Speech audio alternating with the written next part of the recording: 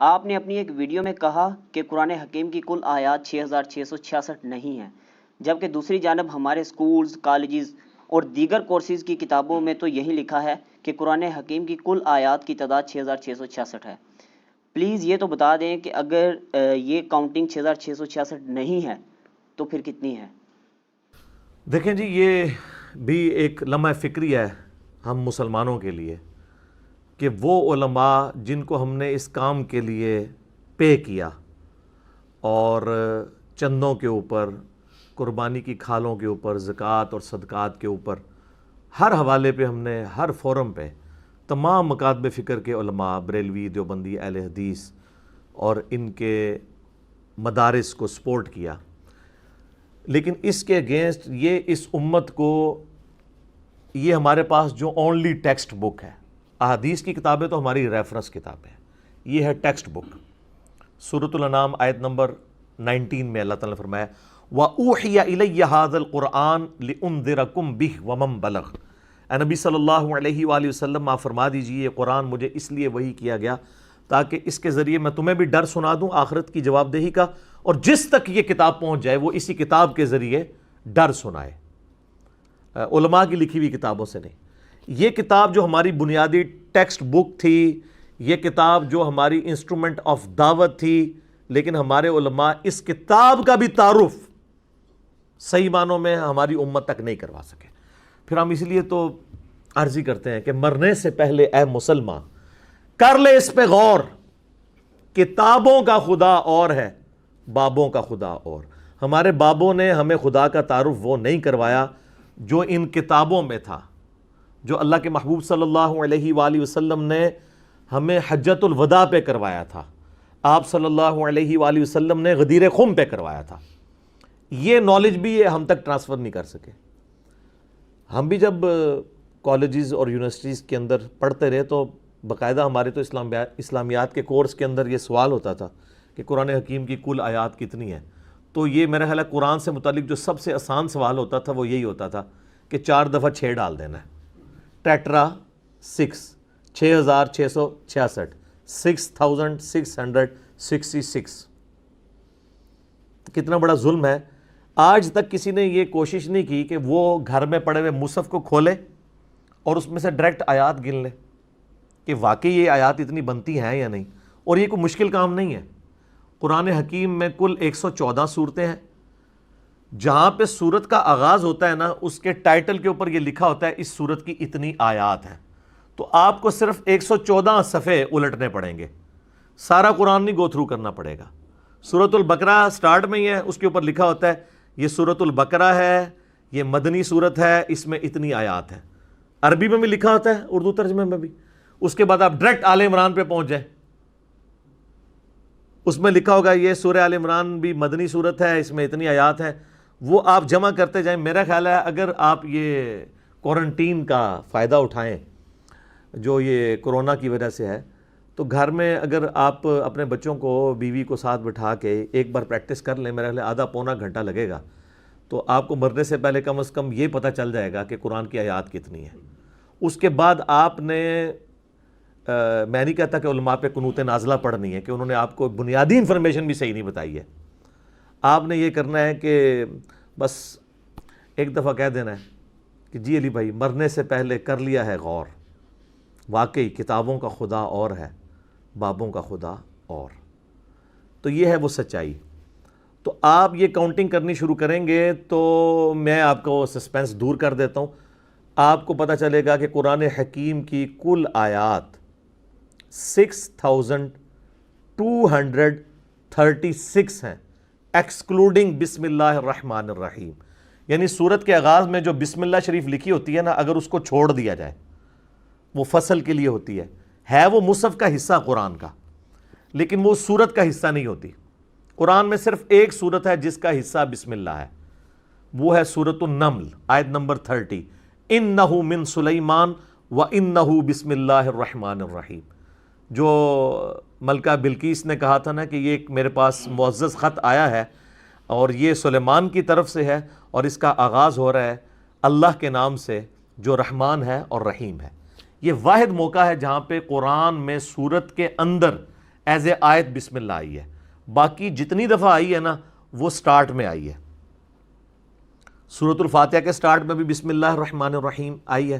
اب اس میں جو اختلاف ہے نا کہ یہ بسم اللہ فاتحہ کا حصہ ہے یا نہیں، اس پہ الگ سے میرا ایک کلپ ریکارڈڈ موجود ہے، آپ یوٹیوب پہ جا کے رومن میں لکھیں کہ آپ بسم اللہ سورہ فاتحہ کا حصہ ہے، تو میں نے پوری ٹیکنیکل 15-20 منٹ میں بحث کی ہے۔ اس کا رزلٹ یہ ہے کہ یہ بسم اللہ سورۃ الفاتحہ کا حصہ نہیں ہے، یہ الگ سے قرآن کا مصحف کا حصہ ضرور ہے۔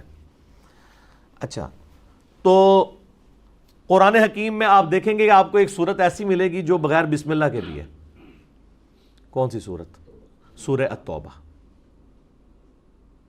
کیونکہ اس کا جو آغاز ہے وہ اتنا زبردست ہے، اتنے پیشن کے ساتھ ہے، براءۃ من اللہ ورسولہ، اعلان برات ہے اللہ کی جانب سے اور اس کے رسول کی جانب سے مشرکین عرب سے جو عہد ہے۔ 4 مہینے کا ٹائم ہے، 23 سالہ دعوت تو دی نا ہمارے نبی نے، 4 مہینے کا ٹائم ہے، اس کے بعد پھر جہاں پہ پائے جاؤ گے قتل کیے جاؤ گے، عذاب استیصال آئے گا، یا جزیرہ نما عرب چھوڑ کے یہاں سے چلے جاؤ۔ جیسے اگلی امتوں پر انبیاء کے انکار کے اوپر عذاب استیصال آتا تھا، سورہ توبہ کی آیت نمبر 14 میں آیا کہ اس دفعہ عذاب استیصال کی شکل یہ ہوگی کہ صحابہ اکرام علیہم رضوان کی تلواریں تم پر مسلط ہوں گی اللہ کی طرف سے۔ جس طرح کہ اگلے زمانوں میں آسمان سے پتھر آتا تھا یا زمین میں غرق ہوتے تھے ہواؤں کے ذریعے، سمندر میں ڈوب کے، یہ نبی علیہ السلام کی ایک خصوصیت ہے کہ عذاب استیصال قتال کی شکل میں آیا۔ اسی طریقے سے اگلے انبیاء کا معجزہ جو دعوی نبوت والا ہوتا تھا وہ ٹینجیبل ہوتا تھا، عصا کا سانپ بن جانا، مردے کا زندہ ہو جانا۔ ہمارے نبی علیہ السلام کے بھی کئی ایک معجزات ہیں، لیکن دعوی نبوت والا معجزہ ایک ہے، یہ قرآن، جو سورۃ العنکبوت میں ہے کہ یہ نبی علیہ السلام کا معجزہ ہے۔ بخاری مسلم میں حدیث ہے کہ ہر نبی کو اللہ نے کوئی نہ کوئی معجزہ دیا، اور اس پر ایمان لانے والے لوگوں کی تعداد ڈیپینڈ کرتی تھی اس نبی کو دیے گئے معجزے پر۔ مجھے اللہ نے وحی کا معجزہ دیا ہے، میں امید کرتا ہوں سب سے زیادہ متبعین قیامت والے دن میرے ہوں گے، کیونکہ میرا معجزہ سب سے بڑا ہے، تو ہمیں نظر بھی آ رہا ہے الحمدللہ۔ تو یہ اللہ کے محبوب صلی اللہ علیہ وآلہ وسلم کا معجزہ ایسا ہے جو قیامت تک کے لیے، کیونکہ آپ کی نبوت قیامت تک کے لیے، اب کسی نبی نے نہیں آنا۔ اگلے انبیاء کے معجزے کی ویڈیو کوئی نہیں دکھا سکتا، ہم اپنے نبی علیہ السلام کا معجزہ سب کو دکھا سکتے ہیں کہ یہ معجزہ ہے۔ اس وقت شاعری عروج پہ تھی، آپ ذرا دیکھیں اس زمانے کے بڑے بڑے شعراء نے کلام پھاڑ دیے اس کو پڑھ کے۔ آج سائنس اپنے عروج پہ ہے، قرآن کی کوئی ایک آیت بھی ایسی نہیں جو اسٹیبلش سائنس کے خلاف ہو۔ ہائپوتھیسز، یہ تھیوریز کی بات نہیں ہو رہی، اسٹیبلش سائنس۔ خیر یہ ایک میرا فیوریٹ ٹاپک ہے، اس پہ میری کئی ایک ویڈیوز ہیں، میں اس طرف نہیں جانا چاہتا۔ اصل بات کی طرف واپس آتے ہیں جو قرآن کی آیات کی تعداد کا مسئلہ تھا۔ تو یہ آپ کو یہ بھی انہوں نے صحیح نہیں بتایا، آپ بسم اللہ کے بغیر اگر کاؤنٹ کریں گے تو 6236 آیات بنیں گی، اور اگر بسم اللہ کو آپ کاؤنٹ کر لیں گے بیچ میں تو آپ کو 114 صورتیں ہیں، ان میں سے ایک صورت کا سٹارٹ تو بسم اللہ سے نہیں ہے، کیونکہ اس صورت میں اللہ تعالیٰ کے غضب والا جو ایلیمنٹ ہے وہ ڈومیننٹ ہے، اور یہی اس کی حکمت ہے کہ الرحمن الرحیم سے اسے شروع نہیں کیا گیا۔ اللہ کی وہ والی صفت جو ہے اس کو ڈومینیٹ نہیں کیا گیا۔ یعنی اکثر لوگ پوچھتے ہیں نا سورہ توبہ سے پہلے بسم اللہ کیوں نہیں ہے، اس کی ریزن یہ ہے کیونکہ وہ آخری صورتوں میں سے ہے اور اس میں اللہ نے اعلان برات کیا ہے، یہ اس کی ٹیکنیکل ریزن ہے۔ تو اس کو نکال دیں، باقی کتنی بسم اللہ بنی؟ 113۔ اچھا 114 میں سے بسم اللہ پوری ہیں قرآن میں، کیونکہ وہ جو 114ویں ہے نا وہ سورۃ النمل کی آیت نمبر 30 ہے، انہ من سلیمان و انہ بسم اللہ الرحمن الرحیم۔ الٹیمیٹلی اگر آپ گنیں گے تو 114 بسم اللہ ہے، 113 باہر اور ایک بیچ میں۔ اب وہ جو 113 باہر ہے نا وہ بھی آپ ایڈ کر لیں اگر 6236 میں، تو یہ ٹوٹل بنے گی 6349۔ تو سر قرآن کی کل آیات کی تعداد اس مصحف کی روشنی میں اگر بسم اللہ کو آیت کے طور پر شمار کیا جائے تو بنتی ہیں 6349، 6349۔ اور اگر بسم اللہ کو آیت نہ شمار کیا جائے، مصحف کا حصہ تو سارے ہی مانتے ہیں، اس کے بغیر صورتوں کی آیات کو گنا جائے تو وہ بنتی ہیں 6236۔ تو یہ 6666 سے بہت دور کا عدد ہے، کوئی لینا دینا نہیں ہے. اب یہ چلا دیا. اچھا, نبی علیہ السلام کے مبارک زمانے میں نا قرآن کی آیات کی نمبرنگ نہیں تھی, یہ یاد رکھیے, نمبر نہیں تھے, لیکن ہر آیت کے اینڈ کے اوپر نشانی کے طور پہ تا ڈالی جاتی تھی. آیاتن کہتے ہیں عربی میں نشانی کو, سمبل کو, سائن کو. تو یہ تھا کہ جی الحمدللہ رب العالمین کے آگے ایک تا ڈلی ہوئی ہوگی, وہ تا ہی بنتے بنتے اب دائرہ بن چکی ہے. یہ دائرے تھے, لیکن نبی علیہ السلام کے مبارک زمانے میں نمبرنگ نہیں تھی. یعنی آج اگر کوئی صحابی زندہ ہو کے آ جائیں اور ہم ان سے پوچھیں کہ بتائیے کہ یہ سورۃ الاحزاب کی کتنے نمبر آیت ہے, ان اللہ وملائکتہ یصلون علی النبی صلاۃ بر محمد وآل محمد اللہم صلی علی محمد وعلی آل محمد, تو سر جب تک وہ صحابی سورۃ الاحزاب کھول کے ایک ایک کر کے وہ دائرے گننا نہ شروع کرے, وہ آپ کو نہیں بتا سکتے. یہ یعنی صحابہ کی کوئی تنقیص نہیں ہے, میں آپ کو بتا رہا ہوں اللہ نے مزید آسانیاں آپ کر دی ہیں. تو وہ نہیں بتا سکتے کہ یہ 56 نمبر آیا تھا.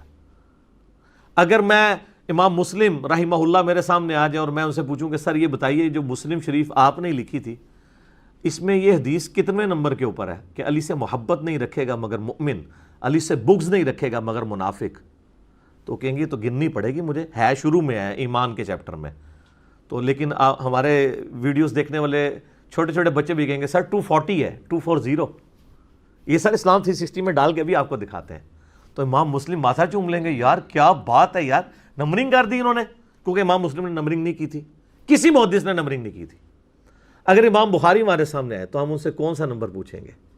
ہم کہیں گے سر آپ نے ایک حدیث لی تھی جس کی وجہ سے علی بھائی کو گالیاں کھانی پڑ رہی ہیں اور علی بھائی پہ مقدمات بن رہے ہیں, حالانکہ یہ مقدمہ تو آپ پہ انہوں نے بنا دینا تھا اگر آپ زندہ ہوتے, کہ یہ جو آپ نے حدیث لی ہے کہ عمار کو ایک باغی جماعت قتل کرے گی, عمار انہیں جنت اور اللہ کی طرف بلائے گا اور وہ جماعت دوزخ کی طرف بلا رہی ہوگی, تو یہ آپ نے مولا علی کے حق میں اتنی بڑی حدیث لے کے اور ان کے مخالفین کے اوپر اتنی تگڑی جو حدیث لی ہے یہ کس نمبر پہ لی ہے؟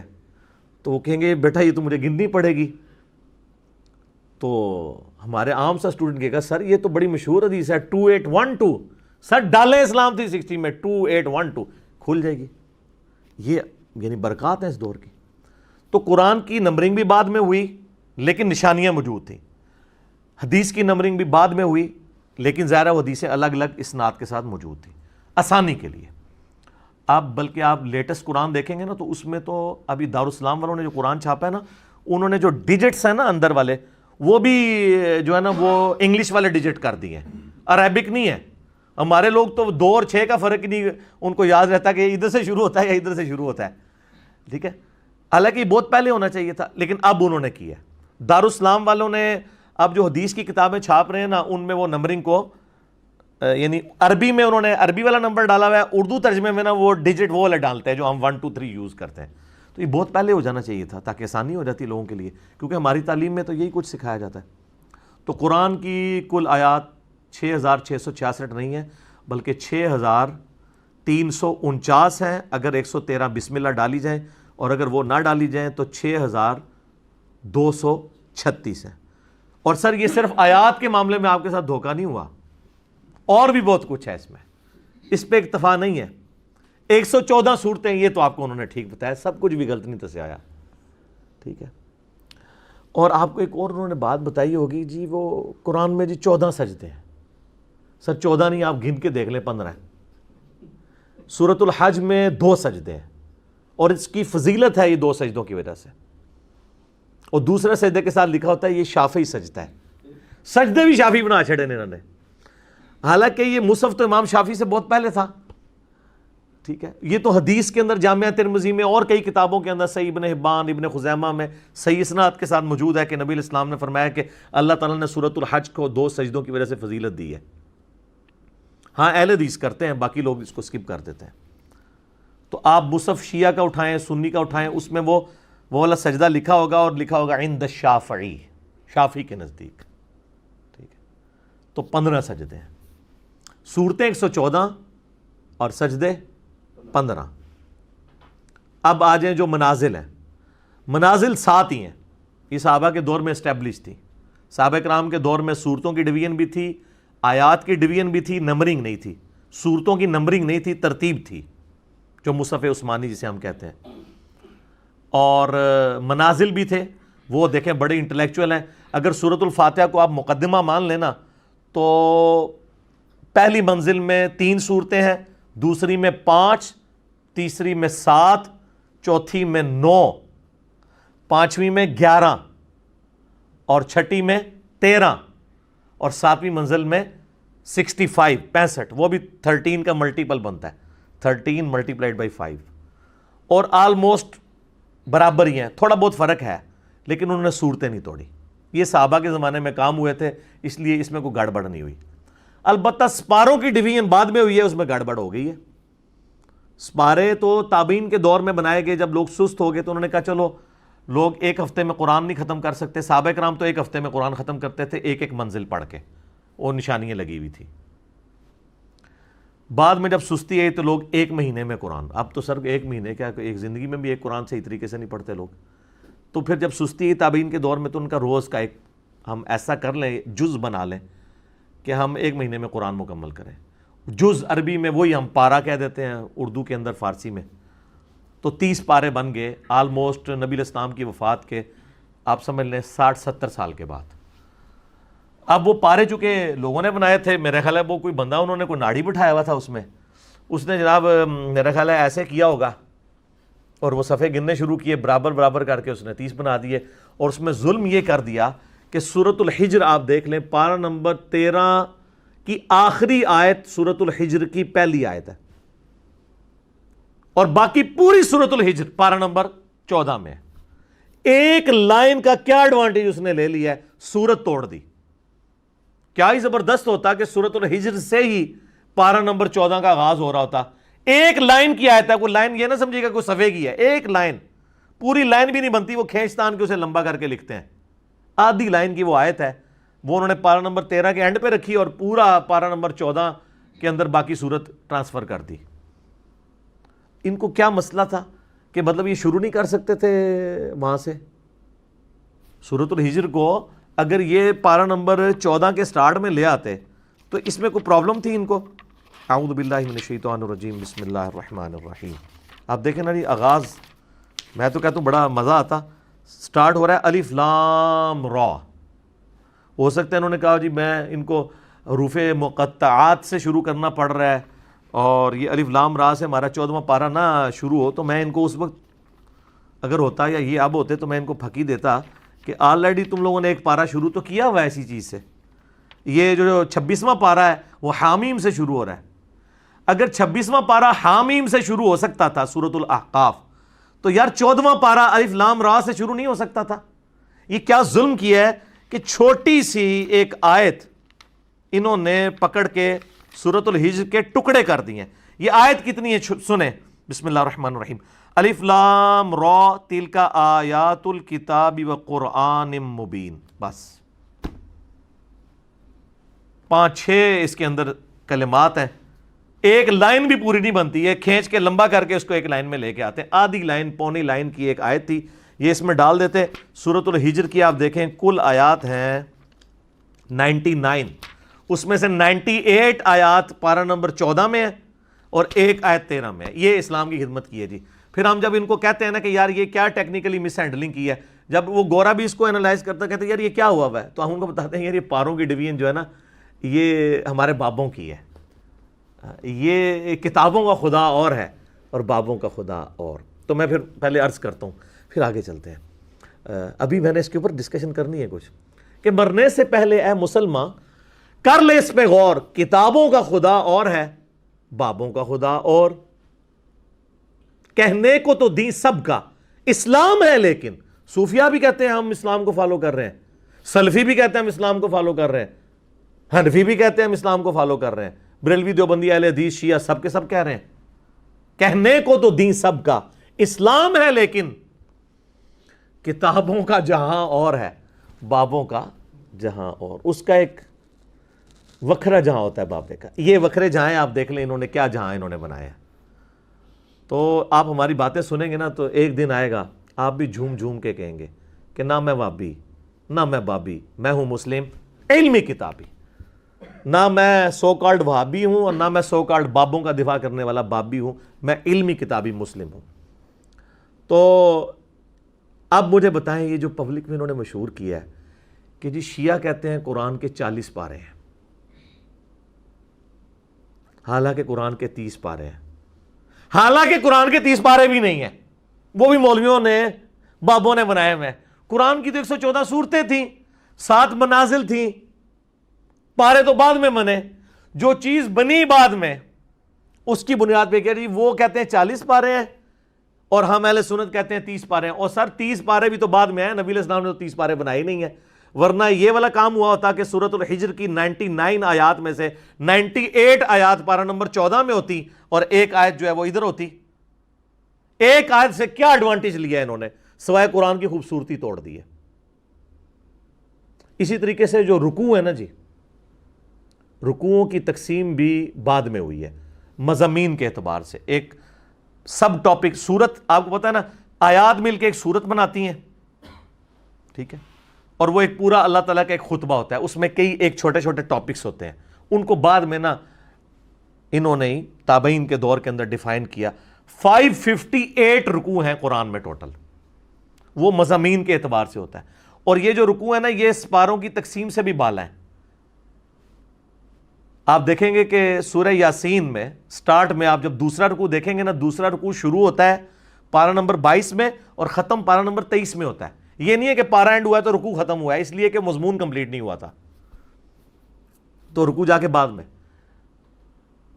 لیکن یہ کمال کی تقسیم ہے۔ مجھے چند ایک جگہ پہ اختلاف ہے رکوعوں کی تقسیم کے ساتھ کہ وہ مضمون اس میں اس طرح نہیں ہونا چاہیے تھا، لیکن اوورال یہ بہت سمجھداری کے ساتھ ڈویژن کی ہے، کوئی شک نہیں اس کے اندر۔ ظاہر انسانی کوشش، آپ اختلاف رائے کر سکتے ہیں۔ تو پاروں کی تقسیم اور رکوعوں کی تقسیم بعد کی پیداوار ہے، تو جو چیز ہی بعد میں ہے اس کے اوپر جھگڑنا، پھر جعلی قصے کہانیاں بنانا کہ جی شیعہ کہتے ہیں 40 پارے، ہم کہتے ہیں 30 پارے۔ سر آپ بھی جو کہتے ہیں نا وہ بھی ویسے ہی کہہ رہے ہیں، پارے شارے تو بنے ہی بعد میں، تو صورتیں تھیں، یہ تو آسانی کے لیے۔ آپ دیکھیں گے سعودیہ کے کئی قرآن ہیں، وہ اگر آپ وہ جو ان کے اپنے لوکل قرآن شروع ہوتے ہیں نا، تو وہ ہمارا تو پارہ شروع ہوتا ہے نا تو نئے پیج سے شروع ہوتا ہے، وہ پیج کے سینٹر سے بھی ان کا پارہ شروع ہو جاتا ہے، کیونکہ وہ اس تقسیم کو اس طریقے سے لے کے نہیں چل رہے ہوتے۔ پھر آگے یہاں پہ آپ دیکھیں گے ہمارے جو مصحف کی تقسیم میں آپ کو ہر پارہ بھی 4 حصوں میں ڈیوائیڈ ہوا ہوا ہے۔ 1/4 ہے جسے ہم ربع کہہ رہے ہوتے ہیں، چوتھا حصہ، ٹھیک ہے، پھر نصف آتا ہے، اس کے بعد جو ہے ثلث آتا ہے، پھر وہ کمپلیٹ ہوتا ہے۔ لیکن آپ عرب کے قرآن دیکھیں گے نا جو عربیوں کے ہیں، اس میں یہ والی تقسیم نہیں ہوئی ہوگی۔ ظاہر ہے یہ تو عربیوں کو تو پتہ ہے کہ یہ کیا ہے۔ اچھا ہمارے یہاں پہ کئی ایک صورتیں ہیں جن کے نام ہمیں زبانی یاد ہیں، لیکن آپ عرب ملکوں میں جائیں نا تو آپ وہاں قرآن کھولیں تو ان صورتوں کے نام ہی وہ نہیں ہوں گے، انہوں نے دوسرے نام لکھے ہوں گے، وہ بھی ثابت ہے۔ مثلا ہم یہاں سورۃ المؤمن کہتے ہیں، عرب کے لوگ اسے سورہ غافر کہتے ہیں، غافر کا لفظ بھی اس میں موجود ہے، المومن کا لفظ بھی موجود ہے۔ ہم کہتے ہیں سورہ بنی اسرائیل، عرب کے قرآن آپ دیکھیں گے تو لکھا ہوگا سورۃ الاسراء، سبحان الذی اسریٰ بعبدہ۔ ہم یہاں عجم میں کہتے ہیں سورہ حامیم السجدہ، عرب کے لوگ اسے کہتے ہیں سورہ فصلت، کتاب فصلت آیاتہ۔ تو یہ دو نام ہیں، لیکن عرب و عجم میں چاند ایک جگہ پہ فرق چل رہا ہے۔ ہم سورۃ الملک کہتے ہیں، حالانکہ سورہ تبارک بھی اس کے لیے استعمال ہوتا ہے، دونوں چلتے ہیں۔ تو پاروں کے اوپر یہ جھگڑتے رہے اور پاروں کی ڈویژن تو ہوئی بعد میں۔ اس کے بعد میں اپنے مسلمان بھائیوں اور بہنوں سے کہوں گا، کسی بھی فرقے کے ہیں، آج تک آپ میں سے کسی نے زحمت کی کہ کبھی شیعہ کی مسجد میں جا کے، جس کو آپ لوگ امام بارگاہ کہتے ہیں اور وہ اس کے اوپر پروٹیسٹ کرتے ہیں، وہ کہتے ہیں امام بارگاہ ہماری علیحدہ ہوتی ہے، ہم نے باہر لکھا ہوتا ہے مسجد و امام بارگاہ، ہم بھی اپنی عبادت گاہ کو مسجد ہی کہتے ہیں، وہ کہتے ہیں آپ ہم پہ تھوپ رہے ہیں، ٹھیک ہے۔ جس طرح یہاں پہ مساجد کے ساتھ مزار بنے ہوئے ہوتے ہیں، تو اب کتنا ظلم ہے کہ آپ اس مسجد کو مزار کا نام دے دیں، وہ الگ ہوتی ہے۔ اس طرح ان کی جو امام بارگاہ والی ایکٹیویٹیز ہیں وہ الگ، ایک انہوں نے اس کے ساتھ ایڈجسنٹ بلڈنگ بنائی ہوئی ہوتی ہے، مسجد الگ ہی ہوتی ہے، اس لیے لکھا ہوتا ہے باہر مسجد و امام بارگاہ۔ اور بعض اوقات صرف امام بارگاہ ہوتی ہیں، وہ مسجدیں نہیں ہوتی، وہاں ان کی ایکٹیویٹیز ہوتی ہیں، جیسے آپ کی محفل میلاد ہوتی ہیں، ٹھیک ہے، اسی طریقے سے اور کانفرنسز ہوتی ہیں، ٹھیک ہے، جشن دیوبند کانفرنس، ٹھیک ہے. حقانیت اہل حدیث کانفرنس، اس کے لیے آپ نے کوئی میرج ہال وغیرہ رکھے ہوتے ہیں، اس طرح انہوں نے اپنی ایکٹیویٹیز کے لیے رکھے ہوئے ہیں. مسجد بال وہ بھی یوز کرتے ہیں. آج تک شیعہ کی مسجد میں جا کے کسی نے قرآن کھول کے پڑھا ہے؟ یہ قرآن کے وہ 30 پارے مانتے ہیں، 40 پارے، اس کو تو چھوڑ دیں. یہ تو بات ہی جعلی نکلی. پہلی تو بات پاروں والی 114 صورتیں ہیں یا وہاں پہ کچھ اور ہیں.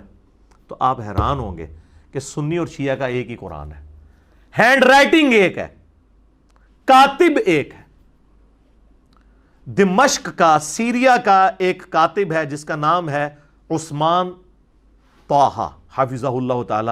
85 ایئرز پلس ان کی ایج ہے، ابھی زندہ ہے. جنہوں نے یہ قرآن لکھا جو بلو بائنڈنگ میں،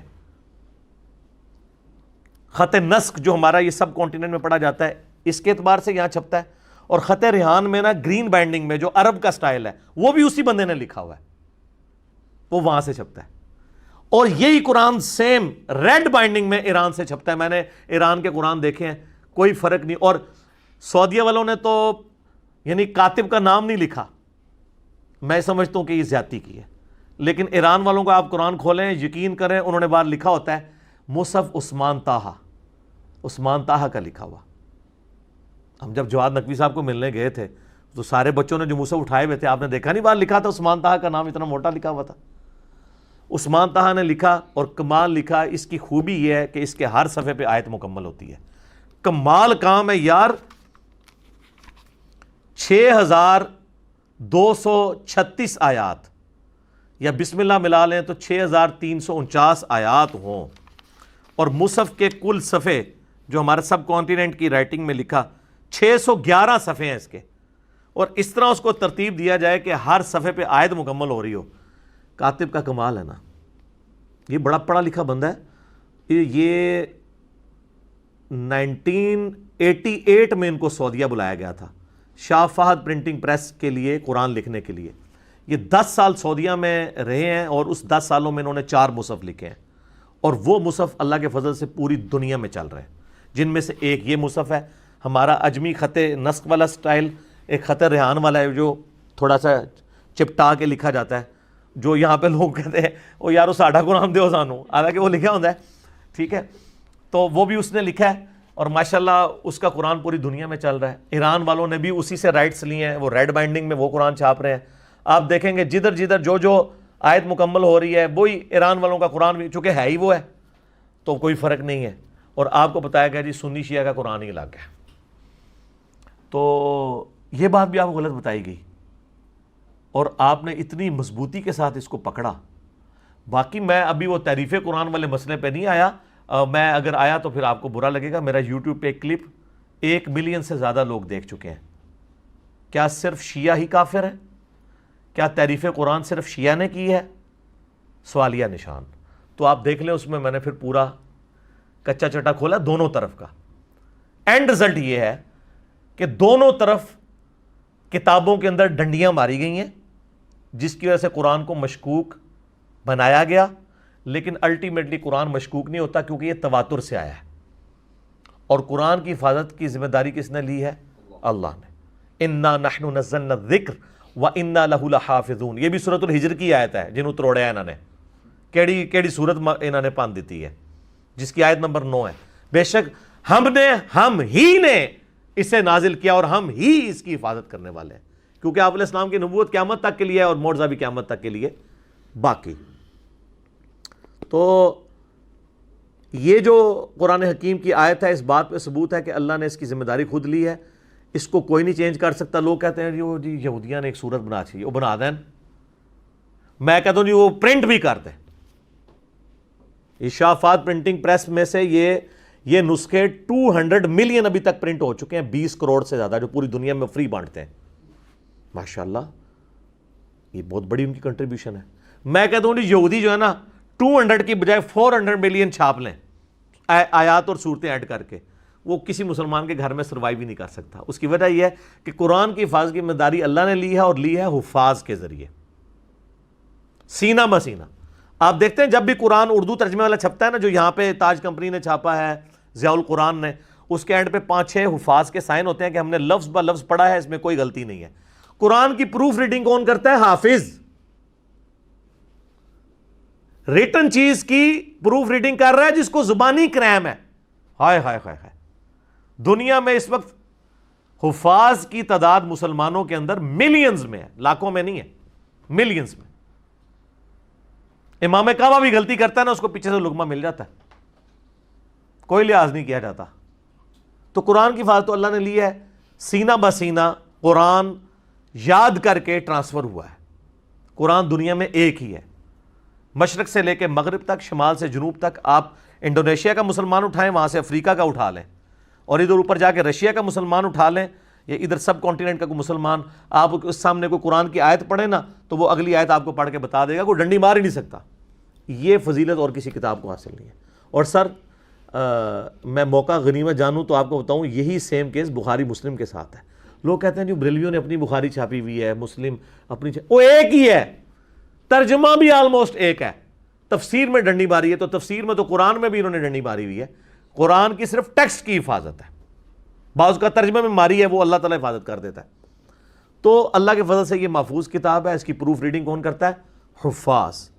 اور اس کے ساتھ پیرلل میں حضرت عثمان غنی رضی اللہ تعالیٰ عنہ کے لکھوائے ہوئے نسخے اس وقت دنیا میں کم از کم 3 میوزیمز کے اندر موجود ہے۔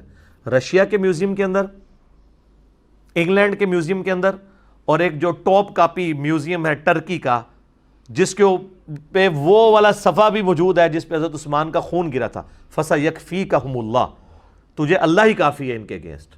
وہ والا مصحف جو حضرت عثمان تلاوت کر رہے تھے تو ان کو شہید کیا گیا، وہ مصحف سیف ہے۔ تو اس کے ساتھ آپ ایک ایک چیز میچ کر سکتے ہیں۔ دنیا میں کوئی کسی مذہب کا ماننے والا اپنی ٹیکسٹ بک اس طرح کی پیش کر سکتا ہے۔ اور آج تو جدید دور ہے، کاربن ڈیٹنگ کروا کے دیکھ لیں، قرآن کے کتنے نسخوں کی کاربن ڈیٹنگ ہوئی ہے، وہ حضرت عثمان کے زمانے کے نکلے ہیں۔ تو کوئی یہ بھی نہیں کہہ سکتا کہ یار اس زمانے کا قرآن اور تھا، بدل گیا۔ باقی یہ جو پروپیگنڈے کر رہے ہوتے ہیں نا کہ جی اس کی فلاں قرات تھی، یہ تھی، وہ تھی، چھوڑیں۔ جس قرات کے اوپر اجماع اور تواتر ہے نا، وہ یہ ہے جو آپ کے ہاتھ میں ہے، جسے یہ لوگ ٹیکنیکلی قاری حضرات کہتے ہیں امام حفظ کی قرات۔ قرآن کو بھی اماموں کے ساتھ جوڑا ہوا ہے، وہ ضرورت ہی نہیں کہہ رہے کہ امام حفظ کی قرات عبداللہ ابن مسعود کے شاگرد تھے، اور وہ یہ تو تواتر سے آئے، امام حفظ نہ بھی ہوتے کو فرق نہیں پڑنا تھا۔ یہ تو اس طریقے سے ہے کہ میں کہوں جی عثمان طہ نہ ہوتا تو یہ مصحف ہی نہ آتا۔ عثمان طہ کا محتاج ہے، نہ امام حفظ کا محتاج ہے قرآن، نہ عثمان طہ کا محتاج ہے۔ بلکہ آپ مجھ سے پوچھیں تو میں تاج کمپنی کا جو قرآن لکھا ہے نا 16 سطری حفاظ والا، اس کا نام ہے 16 سطری، 16 لائنوں والا، سر اس کی رائٹنگ عثمان طہ سے بھی خوبصورت ہے۔ وہ پاکستان بننے سے پہلے لکھا گیا تھا۔ عرب کے لوگ بھی اس قرآن کی تعریف کرتے ہیں۔ یہاں پہ ہمارے پاس جب عرب کے حکمران آتے ہیں تو ہمارے پاکستانی ان کو نا وہ تاج کمپنی کے اس قرآن کو گفٹ کرتے ہیں جو حافظ پڑھتے ہیں۔ حافظوں کو زبانی نا ان کی ایک دماغ میں بھی ریل چل رہی ہوتی ہے کہ یہ آیت فلاں صفحے پہ فلاں جگہ پہ ہے۔ وہ جو انہوں نے کریم کیا ہے نا وہ 16 سطری قرآن ہے، 16 لائنوں والا، وہ لکھا ہوتا ہے حفاظ کے لیے۔ ہمارے سارے سب کانٹیننٹ میں وہی قرآن چلتا ہے، اس کی رائٹنگ بہت خوبصورت ہے۔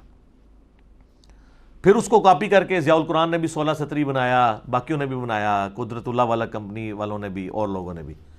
تو اللہ کا شکر ہے جی قرآن محفوظ ہے۔ یہ کسی مولوی کا، کسی بزرگ کا، کسی پیر کا، کسی محدث کا، کسی فقیہ کا، کسی امام کا محتاج نہیں، بلکہ اللہ نے اس کی حفاظت کا ذمہ لیا ہے۔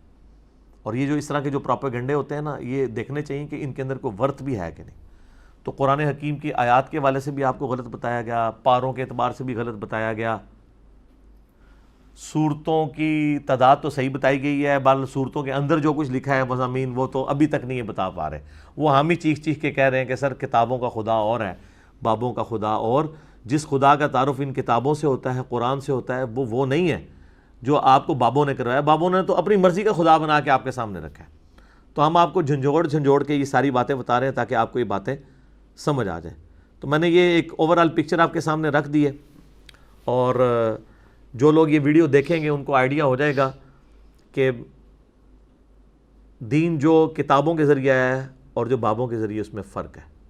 باقی کورس کی کتابوں میں ظاہر ہے چونکہ بابوں کے ہی زیر اثر لوگ لکھ رہے ہوتے ہیں تو وہ اس طرح چل رہا ہوتا ہے۔ میں نے جو قرآن کلاسز اپنی لیٹسٹ ریکارڈ کروائی ہیں اس کے پہلے 6 لیکچر صرف تعارف قرآن پہ ہیں۔ سر آپ دنیا میں ہزاروں کتابیں پڑھ لیں تو ایک طرف وہ نالج ہوگا ہر اعتبار سے، آپ کو ہر ٹاپک میں نے اس میں ڈسکس کیا 40 پوائنٹس، اور یہ جو کچھ میں نے آج کچھ بولا ہے نا اسی ٹاپک پہ سے ڈیٹیل میں اس میں بول چکا ہوں۔ یہ اس کے 4-5 پوائنٹس ہیں جو میں نے تھوڑے سے وقت میں ڈسکس کیے ہیں، وہ 40 پوائنٹس ہیں جو آپ سوچ سکتے ہیں نا قرآن کے تعارف پہ، وہ آپ کو 6 لیکچرز، ہمارے قرآن لیکچرز کی جو نیو کلاسز ہیں، جو ہم نے ایک ڈیفرنٹ بیک گراؤنڈ کے ساتھ سٹارٹ کیے ہیں. ایک طرح کا بیک گراؤنڈ چل رہا ہے اس کا، پیچھے وہ جو محراب سے بنے ہوئے ہیں ڈارک گرین کلر میں، اور بیچ میں وہ بڑا خوبصورت سا. تو ظاہر ہے ہمیں وہ فزیکلی تو کسی مسجد کے محراب میں نہیں بیٹھنے دیں گے، تو اسی محراب ہی چکے تھے لہندا سی کہ جناب اے ویکھو چلو اسی بیٹھے ہیں. اور اس کو ڈیفرنٹ کیا تھا کیونکہ باقی میری ساری کلاسز جو ہے نا وہ ڈیفرنٹ بیک گراؤنڈس کے ساتھ ریکارڈ ہوتی تھی. آلریڈی جو 344 کلاسز کے اندر قرآن آلموسٹ 9 سال میں مکمل ہوا ہے، اور یہ تو شاید اب 9 سال سے بھی زیادہ لگ جائیں، لیکن یہ میں تفصیلی کر رہا ہوں کہ کوئی کسر اس میں رہے نا. تو وہ ہم نے ڈیفرنٹ بیک گراؤنڈ سے کیا ہے، اس سے پتہ چل جائے کہ یہ قرآن کلاس ہے اور یہ ادر دین قرآن کلاس ہے. تو اس میں آپ 40 پوائنٹس وہ پہلے 6 لیکچر سن لیں تو آپ حیران ہو جائیں گے قرآن اینڈ ماڈرن سائنس کے اعتبار سے، قرآن کی جو ناسخ و منسوخ کا ایشو ہے، اور ہر طرح کے یہ معاملات. اس کی عربک کون سے والی عربک ہے، یہ بھی اکثر آپ سن رہے ہوں گے جو قرآن دی عربی ہو رہا ہے تو اور عربی ہو رہا ہے. او ایک ہی ہے عربی اور ہے، ٹھیک ہے جی. بس میں ہی کہاں گا غور کر، اور کہنا لیا مرنے سے پہلے اے مسلمان کر لے اس پہ غور، اور چھڑ غور کر، ٹھیک ہے. کتابوں کا خدا اور ہے، اے اور کہہ تو تے بابیاں دا خدا اور ہے تے غور کر کہ تنوں دین کچھ اور دسیا گیا. تو ایک دیہڑا آئے گا تو بھی کہیں گا انشاءاللہ کہ نہ میں وابی نہ میں بابی، میں ہوں مسلم علمی کتابی. ٹھیک ہو گیا جی.